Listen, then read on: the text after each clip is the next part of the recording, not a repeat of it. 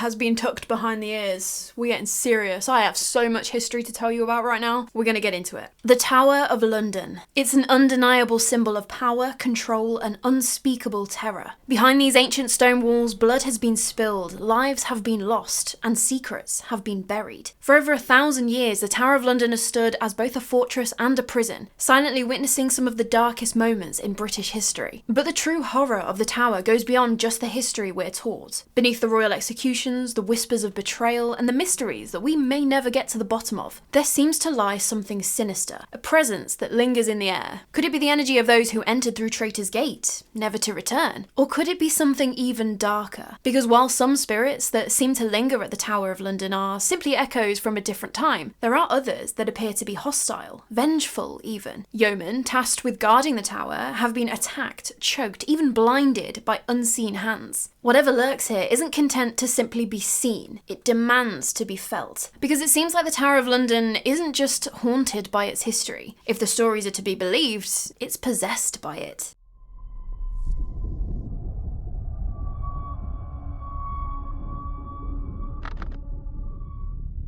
And it all started thanks to one guy. The one guy who was responsible for a lot of the castles that we still have standing to this day, actually. William the Conqueror. Once he'd defeated King Harold and taken the throne of England, now was obviously not the time to relax. If a rebellion is going to happen, he's in pretty high danger of it right now. And so he'd brought masons over from Normandy to build a huge, imposing fortress, the White Tower. And he'd placed it along the southeastern corner of the wall that the Romans had built around their city of Londinium almost 900 years before. They built it 90 foot high with 15 feet thick walls, and the fortress would serve the purpose of, number one, obviously being a castle, a military stronghold, but also, number two, to act as almost psychological warfare. William wanted the people of London to not only see his power, but give them the feeling like it's looming over them every single day. And that's also the reason why the stones were whitewashed, so it could be seen for miles around. Subtlety does not enter the conversation. Construction on the White Tower first began in 1078, and it took years to build, but when it was finished it was that typical Norman castle construction. But fast forward into the 1100s and the 1200s, and King William's huge stone fortress just isn't quite enough for the monarchs that came after him. I mean, you're the King of England, you're gonna want to leave your own stamp on things really, aren't you? When King Henry III took the throne in 1216, he spent a huge amount on the Tower of London, alongside his other castles, to make major improvements, and so him, as well as his son Edward I when he succeeded his father, they turned the tower into England's biggest and strongest concentric castle, where they ended up with 2 rings of defences around the castle. It was Henry III who was also inspired to start a zoo at the castle, when he was gifted 3 quote-unquote leopards, but they were probably actually lions, but I think we can forgive him back then, they didn't grow up watching David Attenborough on the telly. He'd been given them by the Holy Roman Emperor Frederick II, and they were eventually joined by a polar bear in 1252, and then an African elephant in 1255. Not to be outdone by his father on making changes though, Edward, when he became king, he moved the Mint into the Tower of London too. Henry and then Edward, during their reigns, they also built the collection of towers known as the Medieval Palace, including Wakefield Tower, Lanthorn Tower and St Thomas's Tower. And it's at St Thomas's Tower where, allegedly, the site of the first recorded ghost story at the Tower of London happened. Because back before it was built, King Edward was on the throne at this point, and he'd decided that he wanted this tower built over the gate, a bit of extra defence. But that would mean higher taxes for the people of London to be able to afford it, so they were not thrilled already. Construction went ahead though, but a storm hit and washed out the foundations, and so the whole tower collapsed. The king was not amused in the slightest and ordered that his builders get back to work building it again. Exactly a year after it had collapsed the first time, the same thing happened again. The tower came down. Only this time, people started claiming that they had seen the ghost of Thomas Becket, the Archbishop of Canterbury, who had been brutally murdered in Canterbury Cathedral in 1170, 100 years before the tower was built. They'd said that Thomas had appeared wearing his full bishop's regalia and he was armed with a crucifix, and that he'd just been there smacking the tower with his crucifix, bringing the tower down stone by stone, shouting that this tower really wasn't for the benefit of the kingdom, and instead it was actually hurting the people of London, his brethren, and he was just not having it. So after the tower was down for the second time, and hearing all of this talk about the ghost of Thomas Becket disapproving, the king apparently ordered again for the tower to be built, third time's the charm, only this this time, we're going to rename it St. Thomas's Tower in Thomas Becket's honour, and we'll also throw an oratory up just to sweeten the deal. And apparently it worked. The tower still stands to this day, and Thomas Becket hasn't felt the need to deconstruct any other parts of the Tower of London in the centuries since. And by this point in the tower's history, all through the 1300s, it also had an important part to play in imprisoning the nobility during times of unrest. Then, in the 15th century, we've got the Wars of the Roses, which was a series of civil wars between the House of Lancaster and the House of York, which culminated in the Tudors eventually taking to the throne. But this was an especially bloody time during the tower's history, starting with Henry VI, who hadn't been having a great time of it to begin with anyway. He'd spent most of his reign caught up in the Wars of the Roses, losing his throne twice to Edward IV, and then just being shuffled between exile and imprisonment. He'd been through a lot, but when he ended up as a prisoner in the Tower in 1471, things weren't looking great. Henry was apparently found dead in the private chapel in Wakefield Tower, with some sources saying that he'd died of melancholy after hearing that his son, Edward Westminster, had died in battle. But there were others, particularly supporters of Henry VI, who said that he hadn't just died of melancholy, but that he was instead murdered while he was praying in the chapel. There's no proof that that actually was the case, but it doesn't stop chins a-wagging, you know? Whether his death was melancholia or murder, the apparition of Henry VI is said to reappear in the private chapel as the clock strikes midnight on the anniversary of his death, which is all very poetic, isn't it? But his figure is said to pace around the room restlessly, walking in circles until the last stroke of midnight, when he slowly fades back into the stone walls for another year. Right, okay, who's with me? 21st of May, the anniversary of Henry VI's death. We need a live feed camera set up to test this ghost story, right? But anyway, I digress. Once Henry VI was neatly out of the way, King Edward IV actually had his brother, George Plantagenet, the Duke of Clarence, imprisoned at the Tower, because they'd had a super rocky relationship anyway, and Edward had accused him of unnatural, loathly treasons against the king. The official line was that George was privately executed in the Tower of London in 1478, although there were rumours going around which were interesting, saying that he wasn't just neatly dispatched, he was actually drowned headfirst in a barrel of his favourite wine. I could not even imagine going out with a swirl of Malmsey wine around your ears, just brutal. After all of that though, all of the power struggle and drama and conflict that he had been through, King Edward IV would pass away after falling ill unexpectedly in 1483, which would bring about probably the most infamous tragedy / officially unsolved mystery around the Tower of London, the Princes in the Tower, as Edward's two sons, Edward V and Richard Duke of York, were taken to the Tower of London for their quote-unquote safety after their father's death, ready for Edward's coronation as, you know, next in line to the throne. But before Edward could even be officially crowned king, things took a nasty turn. Parliament declared that the two boys were illegitimate, so they had no claim to the English throne. The two boys remained at the Tower until by autumn of that same year, people realised that they hadn't seen them playing on the grounds in a while. They'd just completely vanished, oh so quietly, and it was their uncle, Richard, Duke of Gloucester, who would sit on the English throne next, as King Richard III. Fast forward a little to 1674, when workmen are demolishing what was left of the royal palace just south of the White Tower, as King Charles II had ordered a bit of work done, when they came across two skeletons buried underneath the foundations of a staircase. People start assuming, oh my god, these are the two missing princes, and so Charles II has the two boys reburied in Westminster Abbey. But that wasn't even the end of it. In 1933, the bones were exhumed and re-examined again, where they were found to belong to two boys, aged around 12 and 10, which Edward was 12 and Richard was about 9, so, you know, pretty on the mark there too. But then also, these two skeletons were related by blood. They were reburied again, which is where they've remained, but our current king, Charles, he said that he would support more investigation, DNA testing, to try and find out once and for all who these two boys are. But as to what actually happened to them, some think it was, of course, the doing of Richard III. They were standing in his way of becoming king. It makes sense. Even the tomb in Westminster Abbey says that the brothers were confined to the Tower of London, smothered with pillows and interred in an obscure manner by the order of Richard the Usurper, so, you know. But then other people think that that's just Tudor propaganda spread after Richard's death, and that there were other people in court who stood to gain from the disappearance of the two boys. But either way, that is apparently far from the last that anyone heard from the two princes, because for centuries, people have reported seeing the apparitions of two young boys walking in the hallways wearing white nightgowns. And these boys, they apparently look absolutely terrified. They're clutching each other, whimpering, just petrified. And when witnesses see them, they obviously want to reach out and help them, to comfort them. But every single time, the boys back away from the person before slowly fading into the walls. But while a lot of people seem to see the boys in fear like this, there are others that have allegedly seen them laughing and playing, just like they would have done before disappearing, almost like a glimpse, an echo of a happier time before they were never seen again. And then, heading into the 20th century, there were even more reports of sightings. There was a daughter of a Yeomen warder during the First World War who believed her bedroom was the exact room where the princes had been murdered. And the reason that she thought that is because she was going up the staircase to her bedroom one night. She'd gone up to the landing, opened her bedroom door, and there she saw two boys dressed in what she called funny clothes, sitting on her bed, as if she'd just intruded on their private conversation or something. Naturally, she screamed for her parents, who came rushing up, but by the time that they'd got to her, the boys were gone. The only thing left in the room that felt a little strange was just how unseasonably cold it was. But for now, as we're moving ahead from the prince's disappearances into the Tudor dynasty, it's gonna get even more brutal, I'm afraid, as the tower started to be used less as a royal residence and more as the imposing state prison that gave it its bloody reputation. And it was not a place that you wanted to end up, as it was the final destination for hundreds of people who were seen as a threat to the crown. If you were found guilty of high treason, you would more than likely be executed just outside the tower's grounds at a place called Tower Hill, just like Thomas Cromwell, who was dispatched in a particularly brutal execution on the 28th of July 1540. He'd fallen on the wrong side of King Henry VIII after masterminding the disaster that was Henry's fourth marriage, this time to Anne of Cleves. Although apparently this hadn't been the end of Cromwell. Henry had actually forgiven him after this, but Cromwell's enemies hadn't liked that, and so they'd started false rumours about him. Rumours that had got back to the king, who then wasted no time in arresting him on charges of treason and heresy. Apparently, Henry had specifically asked for an inexperienced executioner, just to make things even worse for Cromwell. And so when it was time for the axe to fall, it didn't exactly do its job in one clean cut. It took 3 strikes from what people called the ragged and butcherly executioner to do the deed, because the axe had kept landing on Thomas's shoulders. Just, ugh.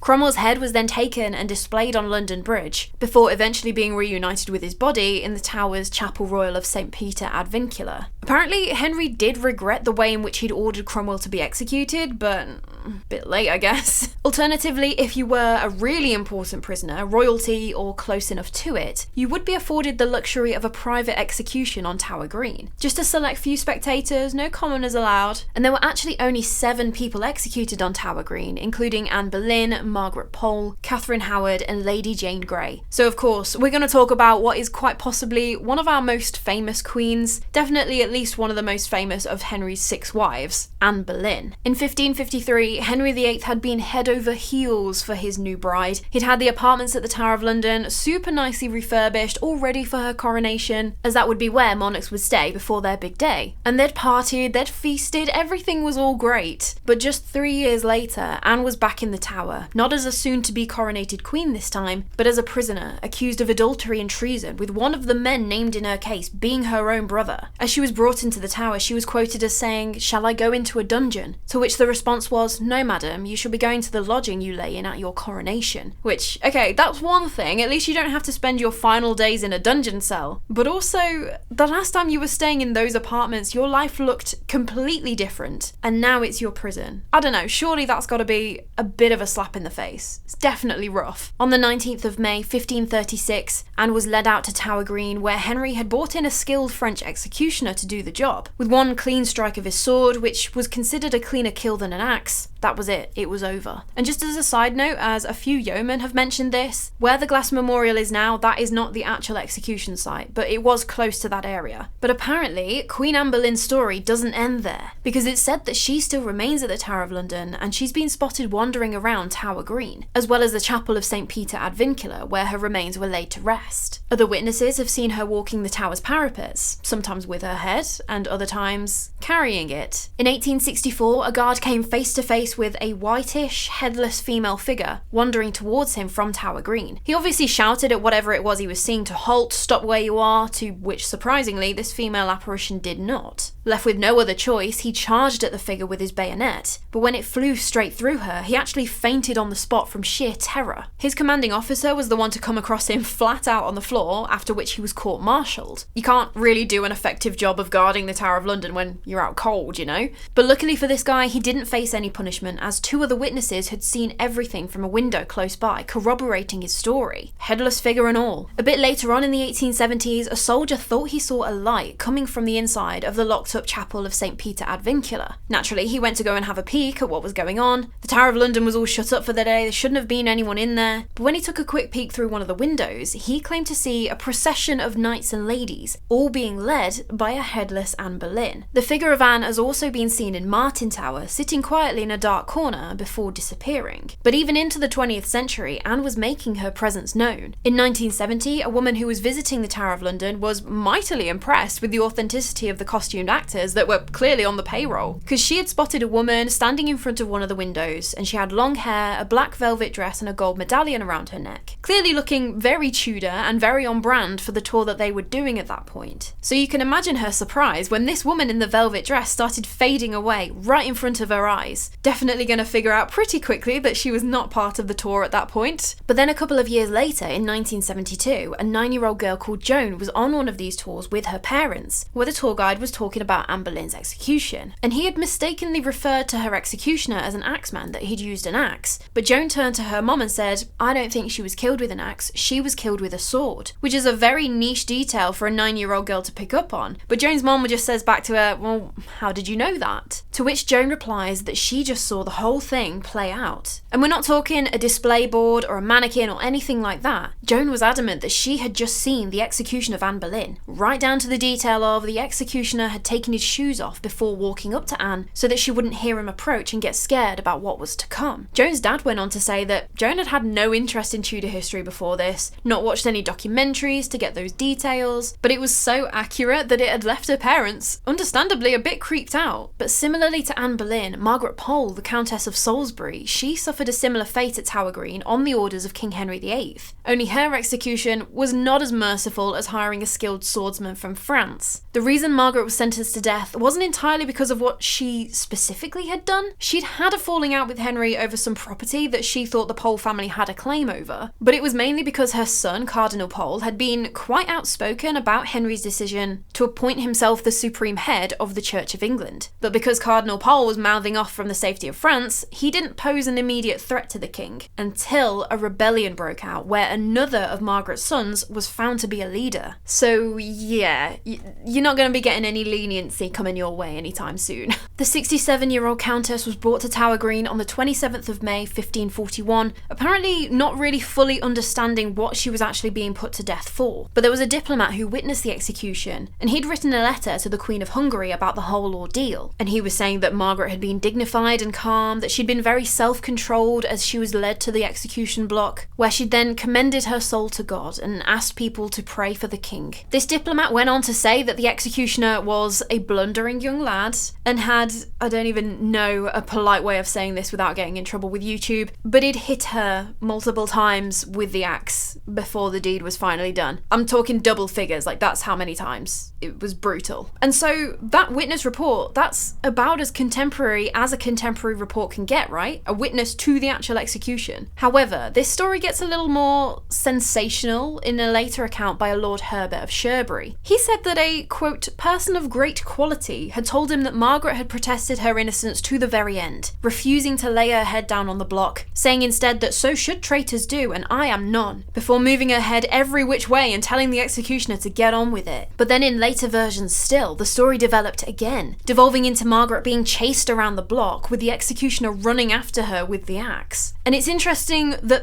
these are the alleged scenes that have been witnessed playing out around Tower Green, with people seeing the figure of a woman, Margaret, screaming as she's trying to escape the executioner's axe. And apparently, in the early hours of one morning in 1975, personnel who were staying in the Waterloo block were woken up to the sounds of ear-piercing screams coming from Tower Green. When they went to go and check, obviously there was no one there, the air was completely still, there was nothing. But some people believe that it is the echoes of the Countess of Salisbury. And I don't know, with that one specifically, if the ghost story is coming from a most likely embellished story, I'm gonna say maybe you were probably hearing the ear-piercing shrieks of a a fox or something rather than Margaret. But as with all of these stories, it is up to you to decide what you believe. But the year after Margaret Pole was executed, in 1542, the then Queen of England, Catherine Howard, she would also suffer the same fate on Tower Green. Because by this point in time, Henry had already moved on to his penultimate wife. But the thing was, Catherine had a past, and it was gonna catch up to her. Just a few months into her reign as queen, she had her former lover, Francis Derham, to deal with, who showed up at court like, remember me? Give me a job. But then there was also Thomas Culpeper, who was a gentleman of the King's Privy Chamber, who was just a whole other problem and could have potentially been a really nasty guy, but he'd got away with a bunch of awful things that he'd done to women in the past because of his favour with the king. So potentially she had both of these guys getting at her. Culpeper was lurking, Derham was pressuring her, and eventually Catherine actually gave in and made Derham her secretary, which would turn out to be just such a bad move. By October 1541, the Archbishop Thomas Cranmer had gotten wind of Catherine's premarital liaisons by someone who used to work as part of the household in her childhood home. And just like that, the jig was up. Catherine confessed everything on the 8th of November, from the premarital relationship with Derham to the whole thing that was going on with Culpeper now, and Henry was devastated. He'd adored Catherine, but perhaps the bit that had stung the most was that he'd had no idea of her past, so this just completely blindsided him. Both Culpeper and Derham were rounded up for their part in this whole mess too, and they were executed on Tower Hill in December 1541. On the 10th of February 1542, Catherine Howard was taken by barge to the Tower of London, and so it's probably quite likely that she saw the heads of Derham and Culpeper up there on display on London Bridge as she passed under it. Just 3 days later, at 9 AM on the 13th of February, Catherine was brought out to Tower Green. She was said to have been so weak that she had to be supported onto the platform, which is totally understandable knowing what you're about to go through. But she was strong enough to declare that she knew her sentence was justified. Sweet baby girl, nothing is justification for what they did to you. A few moments later, the axe fell, and just like that, another one of Henry's queens was gone. She may have been as young as 18 years old, as we don't know her age for sure. And I think for me, the worst part about Catherine's story is that, okay, yeah, she got busy before she married Henry. Henry probably should have been told before getting hitched, if body count is something that's important to you, you should have that conversation beforehand. I know, different time and all of that. And if that's going to stop your daughter from marrying the king and bettering your family's positions in the country's social hierarchy, then you're probably not going to be keen on full honesty. But it's the way that these men circled around a very young woman and used her to their own advantage. Because some historians think that Catherine may have just been trying to do whatever she could to keep both men on side, just trying to appease them and keep it all from getting out, because in reality she didn't really have any other choice, and that she wasn't this willful adulteress that she was made out to be. She didn't deserve it. I mean, Anne Boleyn certainly didn't deserve it either. There were a lot of people that didn't deserve it, but that is getting into a whole other conversation, time periods and death penalties and politics and all of that. But while Catherine Howard went to her death with grace, potentially there are still some ghostly echoes of her traumatic end being played out at the Tower. At about 7:30 AM on the 11th of March 1980, a guy was passing near the area of Traitor's Gate when he just so happened to notice like a flickering hazy blue light just under the arch. This obviously caught his attention, so he looked over properly to see something quite honestly incredible, really. He went on to describe in a weird amount of detail the procession of Tudor-looking men and women. The men were carrying pikes and the women were all dressed up in gorgeous dresses, embroidered with pearls and diamonds. They were clearly upper-class women, and one of these women was carrying a prayer book with a cross on it. What was very interesting about this procession is that it looked like the group were floating, gliding even, underneath the arch of Traitor's Gate. Almost, I don't know, as if this witness was seeing the phantom reenactment of Catherine and her ladies-in-waiting being brought by barge into the Tower ahead of her execution. Maybe. Who's to say? But could it have not been Anne Boleyn, maybe? Or any of the noble women brought to the Tower by barge? I'm not sure how the witness deduced that it was Catherine Howard, but there you go, that's the story. And if you thought that the stories couldn't get any sadder than Catherine's, I'm here to ruin your entire day with Lady Jane Grey, the 9 Days Queen. I mean, if your day can be ruined by history, this is not the video that you should be watching right now, really. She barely had time to warm the throne before everything came crashing down around her. In July 1553, Jane was declared queen as an attempt to keep her Catholic cousin Mary, Henry VIII's eldest daughter, from taking the crown, as Jane had been named next in line to the throne after her cousin, King Edward VI, who had fallen terminally ill at just 15 years old. Again, similarly to Catherine Howard, Jane had been so young and had just been caught up in the political scheming that had nothing to do with her own wishes. And so, similarly to the monarchs that had come before before her, Jane was taken to the Tower of London to prepare for her coronation. But seemingly everyone had underestimated Mary, expecting her to just go along with it all, to just be quiet and obedient. Oh nuh-uh, that is not going to happen. She is her father's daughter. Because for obvious reasons, Mary was very popular amongst the Catholic population. But then she also had the support of the people who believed that she should have been next in line. She was the eldest daughter after Henry VIII's only legitimate son. The crown should have been passed to her, not to Lady Jane Grey, who was something like 5th in line to the throne when she was born. And so just 9 days after declaring Jane as queen, the Privy Council did a 180 and said, you know what, yeah, actually you're right, Mary's the Queen of England now. So just 2 weeks later, Lady Jane Grey finds herself back at the Tower of London, only this time, she's a prisoner. But just to give you an idea of just how unbothered Jane was about being queen, after being told that she needed to take her royal robes off and be content with a private life, she responded basically saying, good, that's what she wanted. She'd said that I'd much more willingly take them off than I put them on. At first, Mary was actually reluctant to punish Jane. I mean, it was quite clear to see that Jane herself hadn't been the real issue here. She'd just been a pawn in a bigger game. But the Protestant plotters would not give up, and Jane quickly became this shining symbol for their cause, and that wasn't okay. Mary did give Jane and her husband, Guildford Dudley, an out. She said that if they converted to Catholicism, she'd spare their lives. But Jane was fiercely Protestant, and so she refused. And so that was that. On the 12th of February 1554, at about 10 a.m, Jane watched from her window as her husband was escorted to Tower Hill and executed. Moments later, she saw his body being carried back to the chapel, and then it was her turn. At just 17 years old, Lady Jane Grey was led to Tower Green, where she was executed too. Just used, betrayed, and beheaded for another person's political game, in one of the most tragic stories in the Tower's history. And so it really is no wonder why people claim to see her apparition. Some say she appears as a shimmering white figure, emerging from the mist near the river and wandering the Tower grounds. Others say that she glides around Tower Green or along the battlements before slowly fading away. And I mean,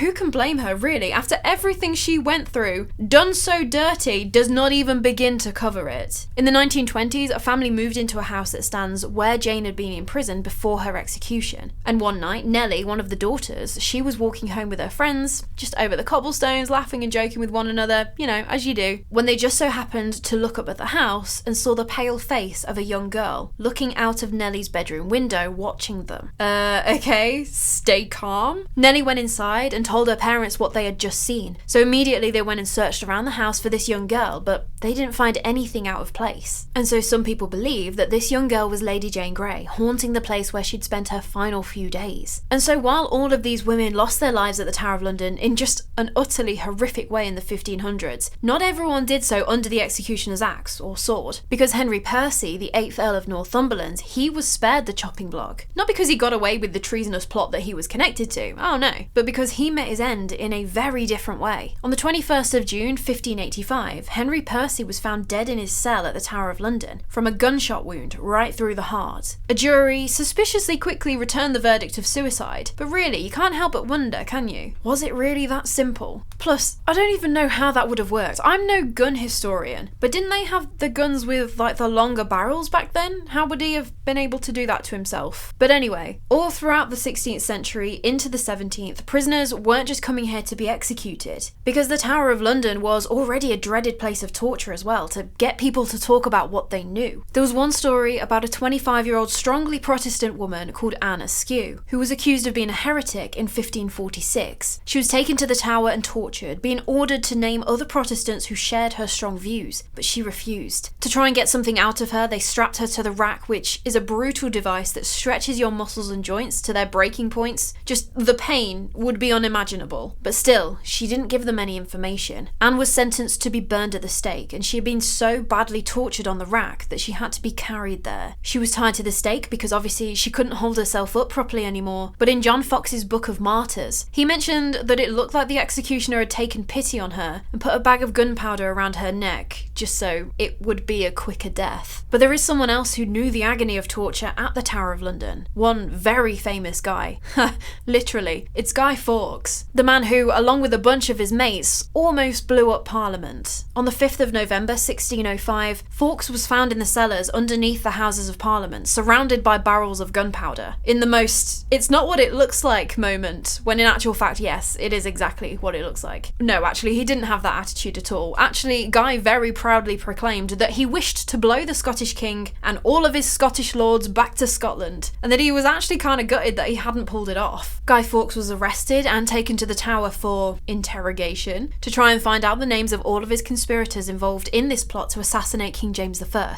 And by interrogation, I of course mean torture. Guy and the conspirators that were rounded up were then dragged behind a horse through the streets of London until they were hanged, drawn and quartered, just as a friendly reminder to any other would-be plotters against the monarchy to think on. But now, the sounds of men's screams have been heard around the Tower, particularly around the council chamber, and people believe them to be the echoes of Guy Fawkes. But for now, if we skip forward again into the 1700s, the Tower of London is primarily used as a prison, an armoury and a treasury for the crown jewels now. But then also, it started to be quite a visitor attraction. People would pay to go and visit the Tower. And they also made a real go of the Tower's menagerie. Remember the lions given to King Henry III? Yeah, all of that was still going on as well. That was because as Britain's empire was expanding and spreading around the planet, more exotic animals were being shipped to the Tower of London, like Miss Jenny, the Bengal cheetah that arrived in 1764. But things didn't stay super rosy for long, and while it had been open to the public, interest was declining by the early 1800s. In 1822, a new head keeper was appointed, a guy called Alfred Copps, who really did turn it around. When he first came to the position, there was a couple of lions, an elephant and some vultures, and that was it. But in 6 years, he'd built up the menagerie to contain around 300 animals, which obviously then was a massive draw for the public to come and see them all. But it wouldn't last long, as there was starting to be talk about animal welfare, as well as just the hassle and the expense of having all of these animals housed at the Tower. And then from December 1831, the Duke of Wellington, who was actually the constable of the Tower by that point, he'd sent off the Tower's animals to Regent's Park, leaving only the animals in Copps's personal collection at the Tower. However, by 1835, the menagerie closed for good. All of the remaining animals were sold onto zoos or travelling circuses, and the Lion Tower, the permanent home for the menagerie that had stood since the reign of Edward I in the 1200s, was demolished. And so it really is a super interesting side note that sometimes, on quiet nights, some people swear that they can hear the roar of lions coming from where the Lion Tower once stood. Weird that. But going back to the Duke of Wellington, the constable of the Tower, he was a military man through and through. I mean, he was the guy who'd defeated Napoleon Bonaparte at Waterloo. And so he had wanted to stuff the lot of this tourist nonsense at the Tower of London and turn it back into an important military base. Hadn't quite worked out for him though. By 1851, there was a purpose-built ticket office to keep up with the demand of paying visitors wanting to come and look around the Tower. He had got the Waterloo barracks built though, housing something like 1,000 soldiers, so, you know, pick your battles and all that. But as we get into the early 20th century, the Tower of London has obviously seen hundreds of years of brutality up to this point. And while yes, the tourism had started to take off, particularly during the 1800s, it wasn't about to get any less brutal for some people. Because during the First World War, 9 spies from various countries were imprisoned and executed by firing squad at the Tower. The Tower itself survived relatively unscathed from German air raids over London, although one bomb was dropped in the Tower's moat. It would be a completely different story during World War II though, when parts of the Tower were damaged during the Blitz. On the 23rd of September 1940, a large section of the Mint, as well as part of the old hospital block, were damaged. Throughout this time, the moat, the main guard and the Tower Wharf also sustained damage. There was disruption to gas lines, water and electricity for the residents still living in the Tower, and then some people even lost their lives. On the 5th of October 1940, a bomb destroyed the North Bastion and very narrowly missed the White Tower, but Samuel Reeves, a yeoman warder, and 70-year-old Lily Frances Lunn, who lived with her family in the North Bastion, they were both killed in the explosion. The Tower also had a part to play in military imprisonment and punishment during the Second World War II. There was only one spy executed at the Tower during the Second World War, and he was actually the last man to be sentenced to death in the castle. There was only one spy executed at the Tower during the Second World War, and he was actually the last man to be sentenced to death in the castle. His name was Joseph Jacobs, a German spy who was found guilty of espionage and sentenced to death by firing squad. On the 15th of August 1941, Jacobs was led to the Tower's miniature rifle range, the very spot where the 9 spies from the previous World War had met their end, where he was tied up, had a hood placed over his head, and made to sit in a plain old Windsor chair. A white cotton target was pinned to his chest, and after uttering his last words, telling the Tommies to shoot straight, at 7:12 AM, an 8-man firing squad from the Scots Guards ended Joseph Jacobs' life. The chair that Jacob sat on is still on display in the tower today, and it just looks so ordinary, other than obviously the damage that it sustained. And so it's kind of pretty chilling to think about what happened really, like all laid out like that. But it seems like maybe, potentially, Jacobs went back to the Waterloo barracks after his death, which is where he was imprisoned, as there have been some weird reports that have left people adamant that he's still maybe hanging around. One of the most famous sightings happened in 1980 when 2 sentries were on guard duty at 4 a.m. Both of them claimed to see the dark figure of a man crouching down and peeking around the east wall of the barracks. Shadowy figures,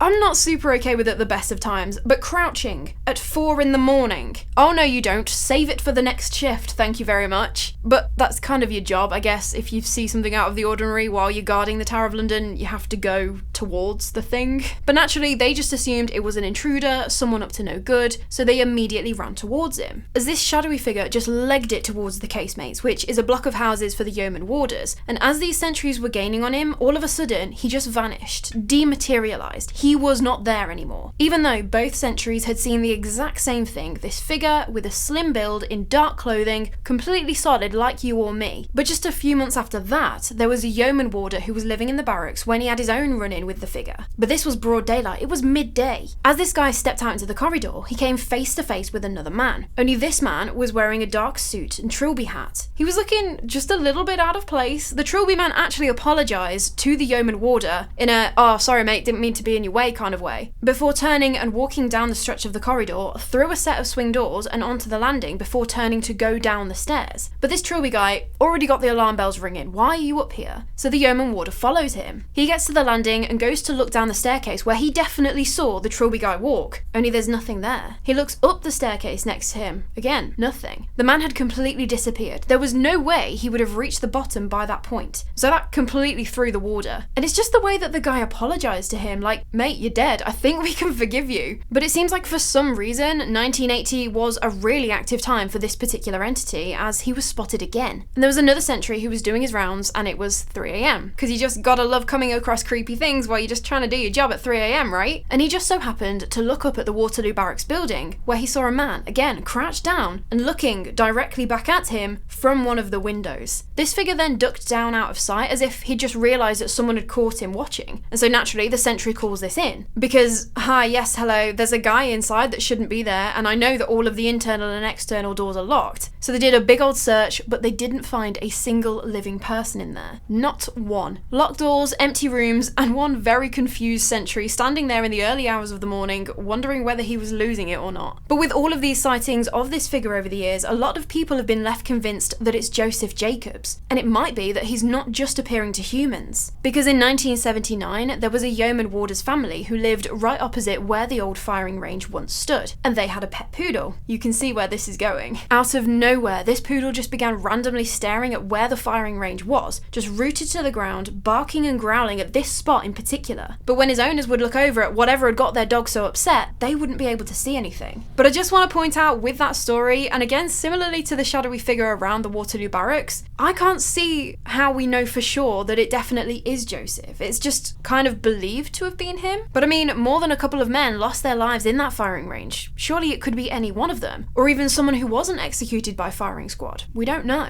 As far as I can tell, no one has come forward and said, oh yes, that figure is definitely Joseph, I'd recognise him anywhere. He's just described as a solid apparition wearing a trilby hat or in dark clothing. So I don't know, that's just something to bear in mind maybe. But going back to the post-war history of the Tower of London, once victory in Europe had been declared and we could start to claw back some semblance of normality, the tower reopened to tourists in 1946, although the remainders of what had just gone down were very much still there. There was a lot of bomb damage that still hadn't yet been sorted out. And while it went back to welcoming in tourists, the Tower of London was still operational in a military capacity. I just had to include this little story because none other than the Cray twins were one of the last prisoners to be held at the tower. Because in 1952, the notorious East End gangsters were conscripted for their national service. And so they'd shown up at the Tower of London, reporting for duty with the Royal Fusiliers, ready to start their mandatory 2 years of national service. But it turns out they weren't really feeling it at all. So minutes into the initial lecture on things like expectations, smart turnout, just literally orientation stuff, they said, nah, you're alright, and went to leave. National service is sort of a mandatory thing though. You can't just decide that the vibes aren't right and you're gonna go home. And so the corporal obviously challenges them, to which Ronnie just spins around and smacks the poor guy straight in the jaw before carrying going on home. They both were, naturally, arrested for going AWOL, absent without leave, but the corporal was asked which one of them smacked him and he couldn't tell them apart. He had no idea. So they both got held up in separate prison cells at the top of the Waterloo barracks for 7 days before they were shipped off to Shepton Mallet Prison in Somerset. If you've seen my video on Shepton Mallet, you already know that that place has got its own thing going on.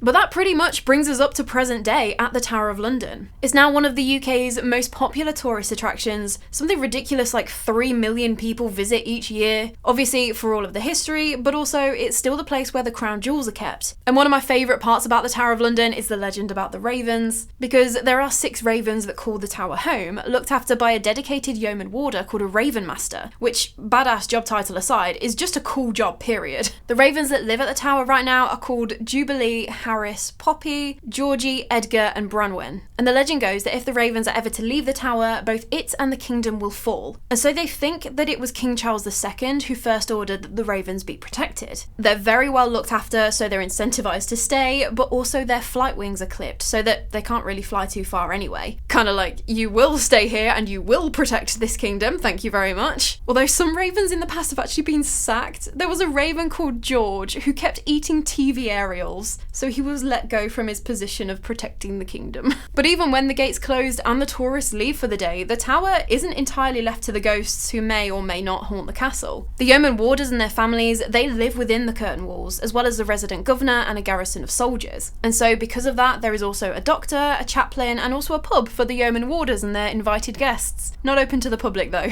But I mean, maybe it's the yeomen who need the Dutch courage the most, living in what is believed by a lot of people to be one of the most haunted places in the world. And so I've been giving you a few ghost stories as we've been going through the history here, some of the heavy hitters, but there is so much more to this story. So for the rest of these potentially paranormal accounts, we're going to go on a little walk around the tower to try and put some logic into the order that I'm going to be telling you these stories. Starting off with the middle tower, which, contrary to what the name suggests, now sits on the edge of the whole fortified complex. In fairness though, it used to sit in the middle of 2 other towers, the Byward Tower and the Lion Tower, although the Lion Tower obviously isn't there anymore. But the middle tower is still super significant. If you were a prisoner here and you weren't the noblest of the nobles, high up enough to get a private execution on Tower Green, you would pass through this middle tower on your way to Tower Hill, where, after the history lesson that I've just given you should know how that particular story ends. After your execution, your body would then make the return trip so that you could be buried, sans your head though, as that would be stuck on London Bridge as a warning to others. And so it really doesn't surprise me that ghostly disembodied footsteps have been heard echoing in this area, shuffling around when there's no one else about. Because as a prisoner about to face the Axeman, that final walk to Tower Hill would have certainly thrown up some big emotional energy, you know? And then in the early 1940s, a sentry who was on guard around the middle tower witnessed something quite frankly straight out of a horror movie. He saw 2 men walking towards him, carrying a stretcher which had a headless body on it, with the poor unfortunate soul's head tucked neatly under his arm. Obviously the sentry was a bit like, what am I actually looking at right now? But as the men were getting closer to him, they started vanishing, just dematerializing in front of him as if they were never there. But that didn't matter. The sentry was still able to describe the scene super clearly, right down to what the 2 men were wearing, which, as it turns out, was the exact uniform that medieval sheriffs would have worn back in the day, the same men who would have been responsible for carting off the bodies of executed prisoners. So was it a time slip, and the sentry looked into a different time altogether? Or was it a residual haunting, and the energy of that event has just seeped into the stones of the middle tower? It's interesting to think about. But if you carry on walking past the middle tower, the next place that you'll come to, which we need to talk about, is the Byward Tower. And this story from the 80s is just, I don't even know. It was January 1982, and there was this one yeoman warder who was on watch in Byward Tower alone, and it was about 4:30 in the morning. He was sitting opposite a huge stone fireplace, which in days gone by you could just imagine having a roaring fire in there. But at that point in time, it was home to one of those itty bitty gas fires. But then in each end of the room there was a little electric light, not kicking out a huge amount of light, but you know, just not sitting in darkness or anything like that. All of a sudden, this yeoman warder was aware that he could hear a buzzing sound, almost like a fly buzzing around his face. So he looked up, but forget about the fly that may or may not have been there. He was looking straight at the fireplace, only it wasn't the little gas fire anymore. It was a roaring fire, big logs stacked up in the fireplace burning. It was a proper job. And standing in front of the fire were 2 men, who both had beards, and he quite clearly recalled that they both had spindly legs, which back in the day, breeches and stockings would have given that look. There's no padding out of the legs going on or anything like that. These 2 men appeared to be deep in conversation until one of the bearded men turned his head and leaned towards the utterly dumbstruck yeoman to just stare at him in in absolute wonderment. And then just like that, the two men vanished, and the roaring fire disappeared, and the yeoman was left in the room alone again, just sitting in front of the gas fire. And the skeptic might just say, oh, well, he must have just fallen asleep and had a super weird dream, right? And I mean, yeah, that's definitely a possibility, isn't it? But what if he hadn't? And why had the bearded man stared at him like that? Kinda sounds a bit time slippy, almost like who's looking at who and thinking the other one's a ghost. But believe it or not, there is another story in the Byward Tower which gets worse. So throughout the entire rundown of the Tower of London's history, there was one guy I didn't mention at all, Sir Walter Raleigh. And he was an English soldier, explorer and writer. He was the guy responsible for introducing England to tobacco, but he also had a pretty rocky relationship with the monarchy, shall we say. He was actually imprisoned at the Tower a total of 3 times by both Queen Elizabeth I and King James I before he was executed for treason in 1618. But he apparently now haunts the Tower of London. This intrepid explorer of the world haunting his prison.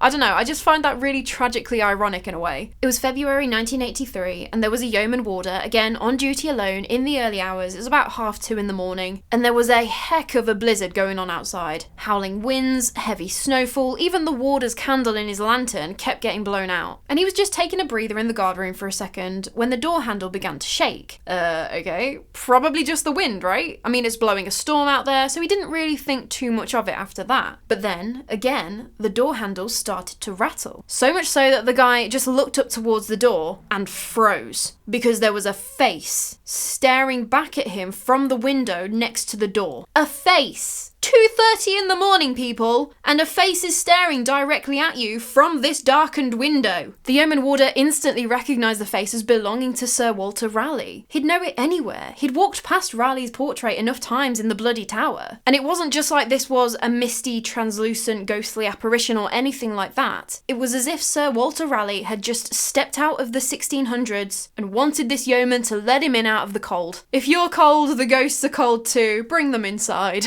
So now, if you pass Byward Tower and take a left, you'll see the casemates, the row of houses where some of the yeoman warders and their families live. One warder had a particularly strange experience one day when he was upstairs, and he heard a load of commotion coming from the kitchen. He went down to see what on earth was going on, had a raven got into the kitchen and was just messing everything up, and he walked in to find all of his drawers and cupboards were opening by themselves and slamming themselves shut. Absolutely no explanation. But what made it even weirder was that there was the sound of a woman singing. And it sounded like she was singing an Elizabethan song, although there wasn't a woman in the kitchen. This warder was all alone, with all of these drawers and cupboards banging around him. And this wasn't just a one-off thing either. Apparently this kitchen concert happened over and over again on New Year's Eve of all days. But leaving the casemates and going back on ourselves just a little bit, just opposite the Byward Tower is the Bell Tower, where the future Queen Elizabeth I was imprisoned by her sister Mary in 1554 after she was accused of treason. And I mean, obviously we know now that it all worked out in the end, but at the time for Princess Elizabeth, she didn't know what Queen Mary was going to do to her. She was living in fear every day. And so maybe it's because of these big feelings that the apparition of Elizabeth herself has been seen in this area, walking the rampart between the Bell Tower and the Beauchamp Tower. The ghost of a Cavalier soldier has also been seen in the Bell Tower, and some people are adamant that they've heard the sounds of dragging chains coming from the basement, even though there's no one around. Gonna take a hard pass on that one. It's a little bit more than just normal old buildings settling noises, right? But then if you walk a little bit further up Water Lane, you'll come across the infamous Traitor's Gate, the place where so many prisoners would have entered the tower before their execution. And so it makes a great spot for tourists to take photos, right? Only you might capture something that you weren't expecting. In December 1994, there was an American student called Shannon John who was over in the UK on a study trip to learn about Tudor history. Naturally, the Tower of London is going to be high on that list of places to see, and so Shannon snapped a bunch of photos all around the tower. Didn't think anything of it, there was nothing out of the ordinary at the time. That was that. Until she was back home and they were going through the photos afterwards, and they came across something really strange in Shannon's photo of Traitor's Gate. And this photo, there is a copy of it in the book Ghost of the Tower of London by G. Abbott. I don't think I can find a good enough copy to put it in the video, but basically it looks like, on first glance, like there's a costumed character just out of shot, and they've reached forward with one hand so only their arm and hand is in the photo.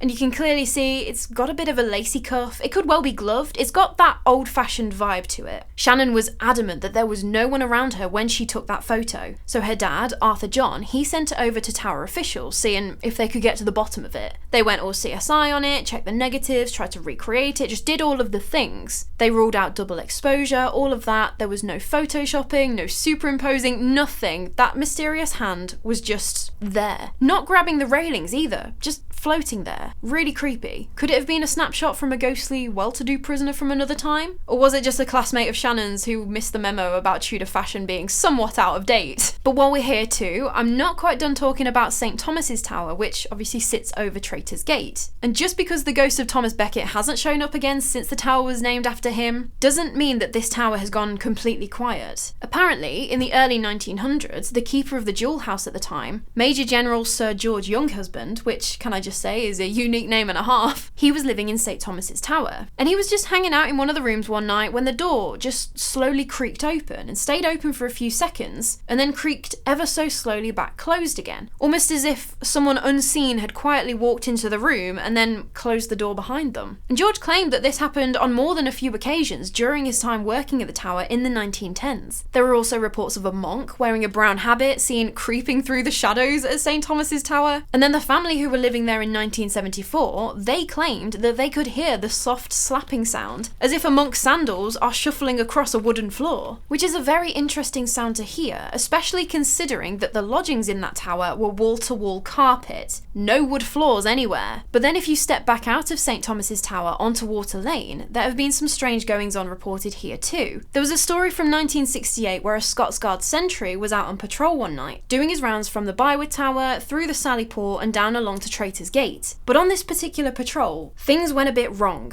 This poor guy was found in an absolute state, totally freaked out, and he just kept saying, "They're following me up and down on my beat. Who are they? Why are they following you? And what are you on about, my guy?" They did a big old search of the area. Obviously, if someone is out there and they're following a sentry, that's a security risk, so they would have done a full search, but they never found anything. That didn't help the guy feel any better about the situation. He was so shaken up by what he'd experienced that he had to be relieved of his duties. But within a year, there was another incident a bit further up this stretch of Water Lane. And it was in the middle of the night, and all of a sudden, the sentry that was on duty in that area came crashing into the guard room. Again, he was absolutely terrified. All he could manage to gasp out, with the look of complete deer in the headlights going on about him, was, "Man in cloak! Man in cloak!" Again, people were sent out to investigate, and this sentry was actually seen to by medical as he was in such a state of shock. Once he'd composed himself enough to string a more coherent sentence together, he explained that he had indeed seen a man in a cloak. Okay, we've got that far. Anything else you can tell us? He said that this cloaked figure had all of a sudden emerged from the darkness as if he had been lurking there all night. The sentry had spotted him and it went to be all like, halt, who are you? You shouldn't be here, yada yada. But he hadn't managed to get a word out at all, as pretty quickly he'd recognised that this cloaked figure didn't have a head.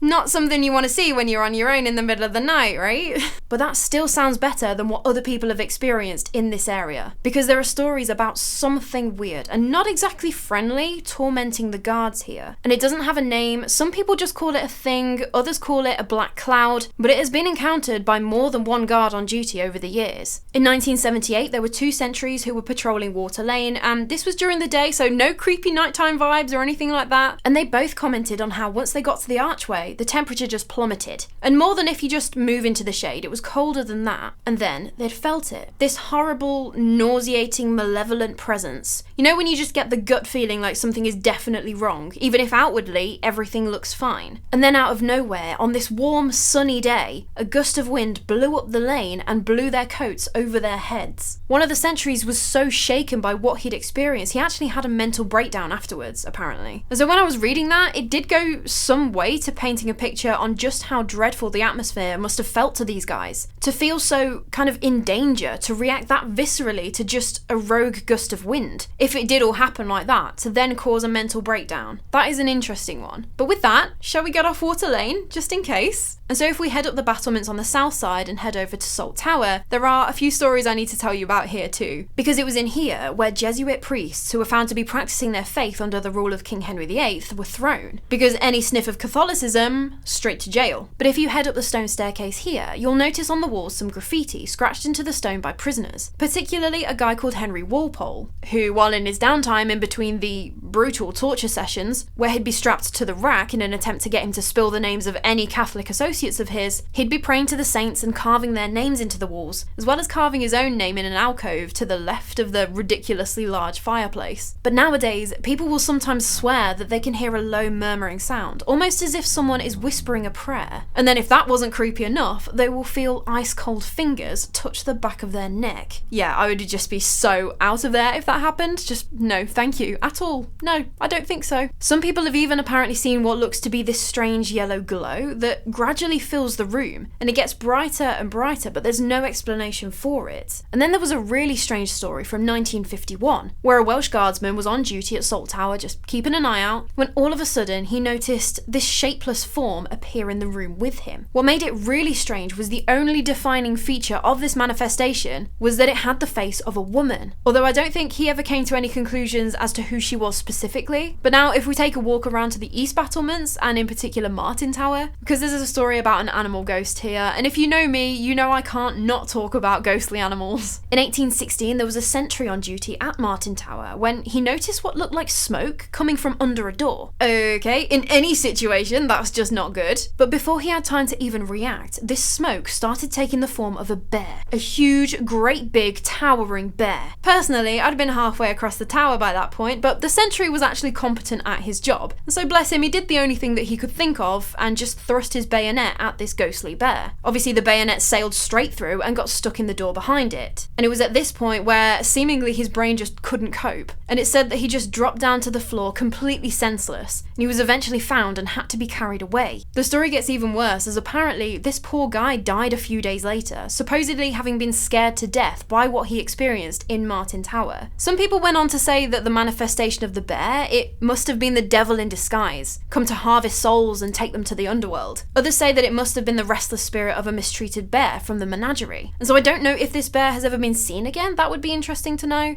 But there's still more strangeness going on in Martin Tower. The year after, in October 1817, the keeper of the crown jewels at the time, an Edmund Lewis Lenthal Swift, he was sitting down to dinner when all of a sudden his wife started screaming, shouting out, "Good God, what is that?" as she pointed to this cylindrical shape just out there floating in between the ceiling and the table. I know, but just go with me on this one. Apparently Swift's son and his sister-in-law, who were also in the room at the time, they couldn't see it, but Swift and his wife could. He described it as like a glass tube, about the thickness of his arm, and it had this blue and white cloudy fluid swirling inside of it. Apparently for about 2 minutes this thing floated around, pausing in front of each person who was sat at the table before stopping over his wife's shoulder. She hits the roof, shrieking that this thing has seized her, so Swift jumps to his feet and throws his whole chair at this floating thingy, which then proceeded to move towards the window before just disappearing. And I just don't even have any thoughts to add to this one. I can't even begin to rationalise what Swift and his wife were looking at here. So weird. But other yeomen who have lived there afterwards have commented how they'll hear disembodied footsteps. Sometimes they'll actually hear them approaching the room they're in, and then the door will open just on its own, even though the latch was in place. But for now we're heading back into the inner ward to the Bloody Tower, as it's not just the figures of the infamous princes in the tower who have allegedly been seen here. And if you're feeling a more negative, oppressive atmosphere in here, it's most definitely not because of the young boys. Apparently, Judge George Jeffreys also haunts this area. We've spoken a little about this guy on the channel before, but he wasn't known as the hanging judge for nothing. Over his career, he'd sentenced hundreds of people to hang, which obviously didn't do too much to help him win any popularity contests with the public, although the king at the time, King James II, thought it was marvellous. But when King James was overthrown in the Glorious Revolution in 1688, Judge Jeffreys had decided that it was time for him to head out too. He didn't get very far, and was actually discovered in a pub in Wapping called the Town of Ramsgate, which is just so confusing. But he was found in this pub, and he was taken to the Tower of London for his own protection, as he was terrified at what the public would do to him if they were given half the chance. It was in here where he developed health issues, whether they were to do with his gallbladder or his kidneys. Either way, he would have been in excruciating pain, and the story goes that while he was a prisoner in the Bloody Tower, he was given brandy to try and numb the pain, just take the edge off. He ended up dying in the Bloody Tower in 1689, and apparently he's still not brave enough to face the mob outside of the tower walls. There was one yeoman warder who described the Bloody Tower as having a distinctly aggressive atmosphere. He went on to say that one day when he was just walking down the stairs, he felt a hand push him on the back down the stairs. And this was not a little nudge, it was a shove, and so he's convinced that Judge Jeffreys has not mellowed out in the over 300 years since he passed away. Other people have claimed to see the apparition of Judge Jeffreys himself standing at the top of the stairs, looking just as jovial, friendly and merciful as he had in real life. And by that I mean not at all, like very cold, very stern man. But if we step back out of the Bloody Tower, to your left you will see the Queen's house. Well, actually now it's the King's house since Charles was proclaimed king in 2022, but it's now where the resident governor of the Tower of London and keeper of the Jewel House lives. And honestly, I hope Brigadier Andrew Jackson has a high tolerance for hauntings, because it's known as, allegedly, a very haunted spot. People have reported a phantom monk chanting down in the basement, as well as disembodied footsteps climbing the stairs. There's also apparently been a man dressed in medieval clothing seen floating about down the corridors of the building. And then there are stories about a ghostly grey lady who's wearing a veil, but she only appears to other women. And there is another woman said to haunt the King's house, none other than Arbella or Arabella Stuart. She was Queen Elizabeth I's cousin, and she'd decided to marry a guy called William Seymour in 1610, who, it's important to point out, was the nephew of Lady Jane Grey, the 9 Days Queen, so not really a name you want to be bringing up in royal court after all that had happened not that long ago. And so they hadn't got permission to marry from the monarch at the time, King James I,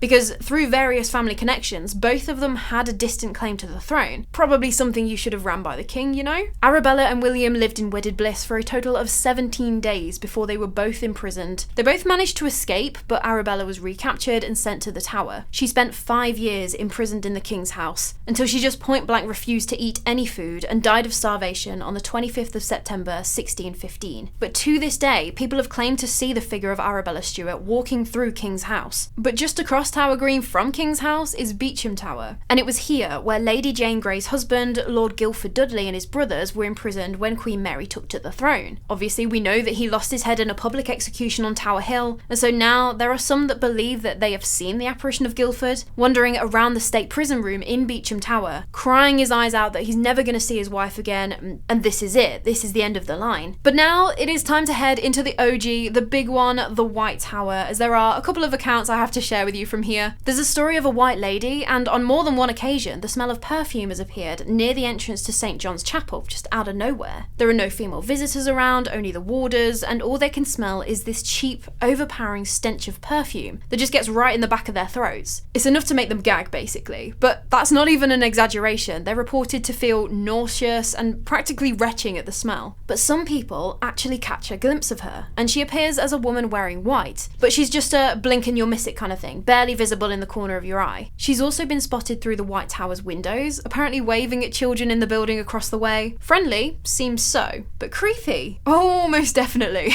She's also thought to be responsible for drops in temperature, as well as strange, unnerving feelings. Some people will all of a sudden feel like the walls are closing in on them, and they get chills running up and down their spine. Which, I don't know, the body can do weird things, especially when your imagination starts running wild, but she's also blamed when people get the distinct feeling of someone tapping them on the shoulder. When sentries have been patrolling at night, they've sometimes heard muffled screams and cries of pain coming through the heavy doors at the base of the tower, but when they investigate, there's nothing there. And there was one really weird story where there were a couple of guys out by Tower Green, and they were adamant that they saw the shadow of this massive axe being cast across the stone wall of the White Tower, almost like a shadowy reenactment of the executioner lifting the axe to end the lives of the prisoners executed on Tower Green. And then we've got Henry VIII's armour, which, aside from knowing exactly who wore this armour and all of the history and energy that goes along with his reputation, it's thought to be responsible for some actual attacks on guards in that area. They'll pass from the chapel into the gallery where the armour is and just be completely overcome with a horrific crushing sensation. It just feels so heavy and stifling, but as soon as they make it out the room, it dissipates in an instant. It's just completely gone. There was one guard who was doing his round in the early hours of the morning, and as he walked into this gallery, he all of a sudden felt like someone had thrown a black cloak over his head. Just an interesting little connection to whatever's maybe going down on Water Lane, right? The